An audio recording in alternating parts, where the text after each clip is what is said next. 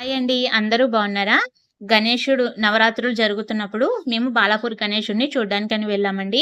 ఖైరతాబాద్ వెళ్ళాం గానీ, బాలాపూర్ గణేశుడిని చూడ్డానికైతే ఎప్పుడూ వెళ్ళలేదు. బాలాపూర్ గణేశుడినే కాకుండా అక్కడ అయోధ్య సెట్ పెట్టారంటండి. అయోధ్య రాముడిలో ఎలా ఉంటుందో అయోధ్యలోని సేమ్ అలాగే మొత్తం అంతా కూడా డెకరేషన్ చేసి రాముడిని పెట్టారంట. అందుకోసం కూడా వెళ్ళామండి చూడ్డానికి.